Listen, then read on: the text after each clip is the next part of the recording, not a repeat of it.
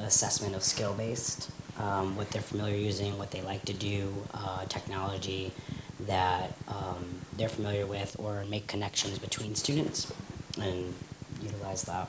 Mm-hmm. And then, you'd like to respond to that, Howard? Yeah, I think that our principal sort of design of the whole curriculum and of the school was that we thought every other school probably in America was teaching in these silos where you had tenured faculty. By and large, they weren't going back to school, so they weren't, they might slap the word digital on a course name, but they weren't learning the new technology. Never do that. So you had these silos, and then you had these turf wars where the film department would say, well, I don't want to see any money going to the recording arts people. In the meantime, the industry was saying, we need people that are trained across all of the components that go into the creation of a modern media asset, which is animation and computer graphics and sound design and film and all these things. I mean, a perfect example is upstairs we make tracks for Guitar Hero and Rock Band. You need every single one of the skills in the school in order to do that successfully. It's a billion-dollar industry, but it's not easy to come by the resources to do that.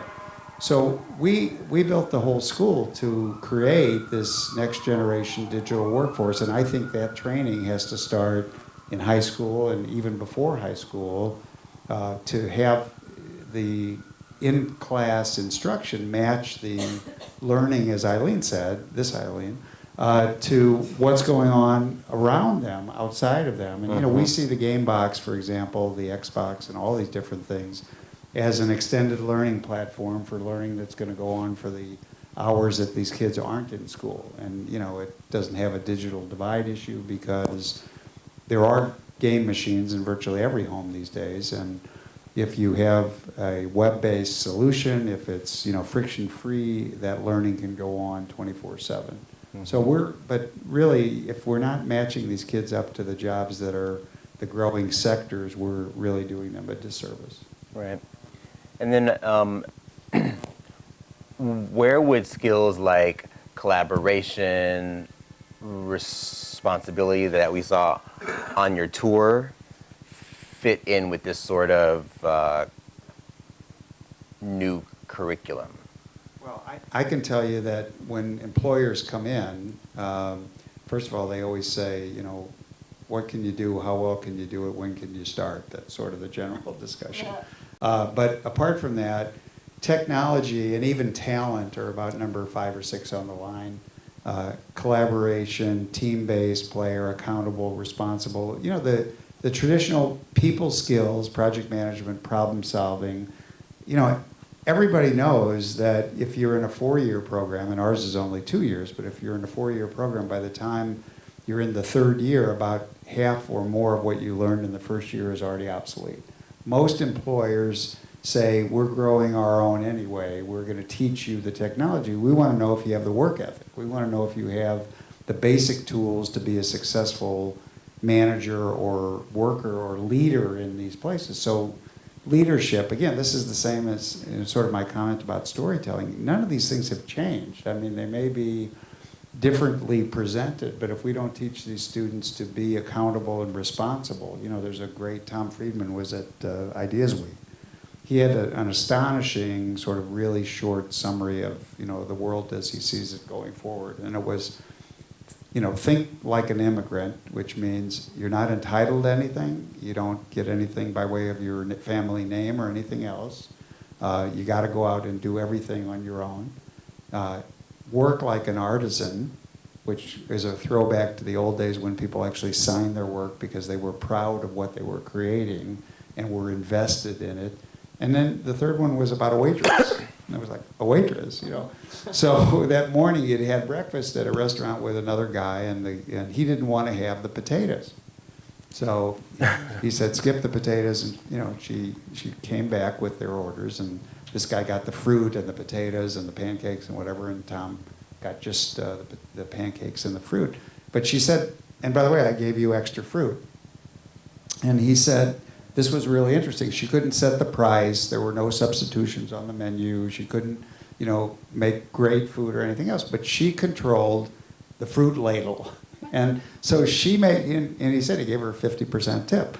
So, you know, she controlled what she could control, and she adjusted that experience to make it personal and to communicate with him. And he said, that's what we're looking for. We're looking for, Right.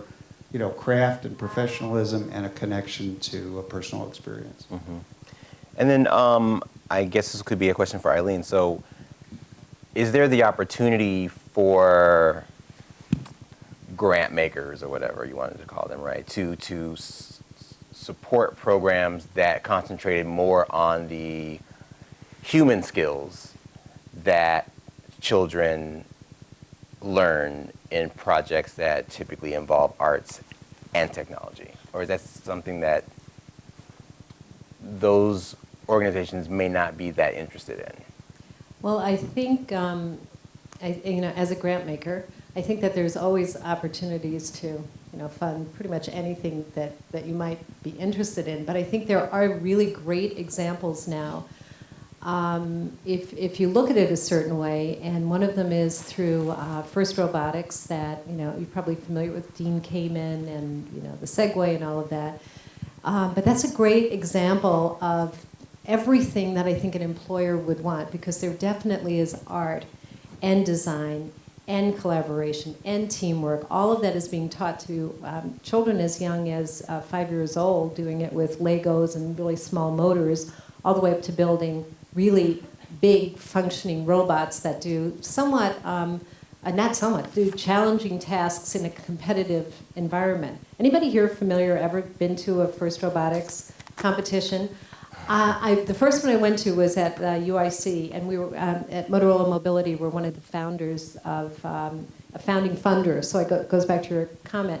But I looked at that audience. There were about 4,000 kids screaming for science. I mean, where do you get that? I said, I would hire any one of you. I gave my business cards out. They go, I'm a sophomore in high school. I said, I don't care, because someday you're not going to be a sophomore in high school. And what you've learned and the way you think and the way you approach innovation and the openness to failure, all of those things are the things that they're getting to learn, which in fact are terrific skills, and the kinds of skills that you need if you're really going to go into any kind of, I think, digital, you know, world that you're going to find yourself in. So we do have those kinds of opportunities. I think the other thing, not just that funding of it, but you have the chance to encourage it just in your work life. And we had the opportunity before this started today to go and have a somewhat brief tour with Howard of his some of his classrooms. His classrooms, in some of they're not really study corrals. They're straight lined, so that encourages collaboration. And so I think you rethink your workspace and you do a lot of other things to encourage those things to happen. But if we can get an employee who walks in the door and already is comfortable with that kind of stuff and is comfortable with sharing and collaboration, they're going to have a better time with us. We're probably going to have a better time with them as well.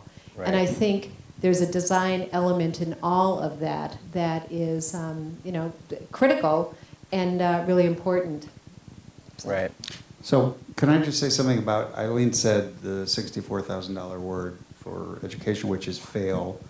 And, you know, here we actually tell the students that this is the place to fail, because when they get out on the first real job, we just assume they not fuck up, like, immediately.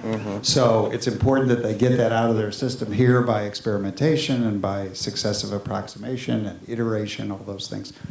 And, you know, it's not clear in the literature, and this is education literature, entrepreneurship literature, that it's right to celebrate failure. You read all these things about, you know, failure is good. We think failure is only good if you learn from it. And Right. if you take that experience and you build off of it, it's not really good to just keep failing, you know, on the whole. But I wonder Really? how that translates into the way we run our classrooms in high schools and even, beyond. I mean, we just haven't figured out how to have that kind of leeway to permit experimentation, which isn't always goal-oriented and isn't always seeking eventually to have some objective measurement. Because if you believe, as we do, that the process is where the real value is, and of course you have to do this. If you're in the movie business and 90% of the movies never make a dime. You can't go home at night and have your life and your value measured by whether you were #1 in the box office. It has to Exactly. be that you did excellent work, not necessarily that it was financially successful work. And that's, that's all part of this as well. But this failure thing is really a big issue. I don't know how, if you're going to try to evaluate students in a classroom context, you can get rid of this horrible sort of reluctance to say, gee, I didn't do it right, or I failed, or I didn't complete the thing, because we have such a premium on objective measurement that Exactly. it doesn't work for the arts. Right. But actually, that's one of the basic tenets of arts education, is there is an ability to fail, and you have your peer group around you, in essence, serving as critics, and they're going to tell you, through your audience response, whether you have succeeded or failed. Was your film boring or funny? Was your story compelling or not?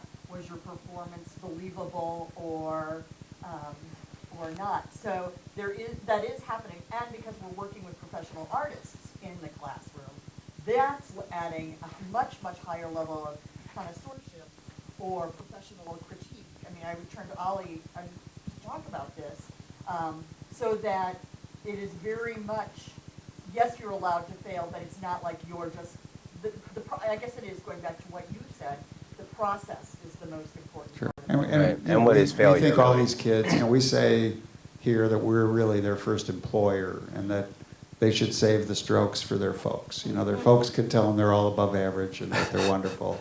We would prefer to prepare them for the real world. So, Would you like to also Yeah, add to that, Ali? I think in the word failure, I'm not very much attached in using it or thinking about its negative implications on an emerging artist, especially with my younger students. I think about constructive criticism and how we can have what works and what doesn't. But also, I'm not necessarily rooted in the binary of yes and no either. I You mean, didn't score a 98% on your sculpture ability. right, and I mean at the School Art Institute, we don't grade. We do not grade, and I think part of that is aspects of failure that are not rotated in the classroom. Yeah, Evan, can I go back to the question that you asked earlier? Was what is business doing about these things and about technology in general?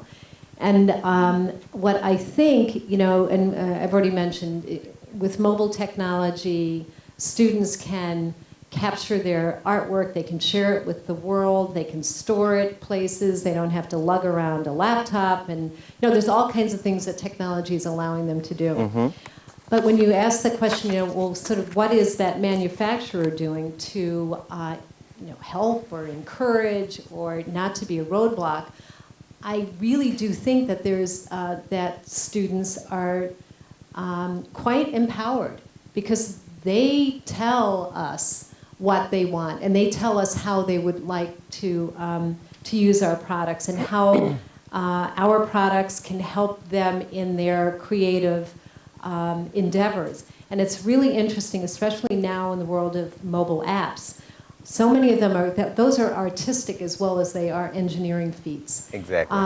And so empowering students to learn how to use their mobile devices, fully exploit them, but also recognize that they've got a voice in what they do and how they do it that can actually help them, I think, down the line with their art, and it's being sought after. Right. So it's a sort of interesting place that they are, even young artists. Exactly. So one thing Ollie and I talked about last night was this idea that can industry and students collaborate together to create new tools?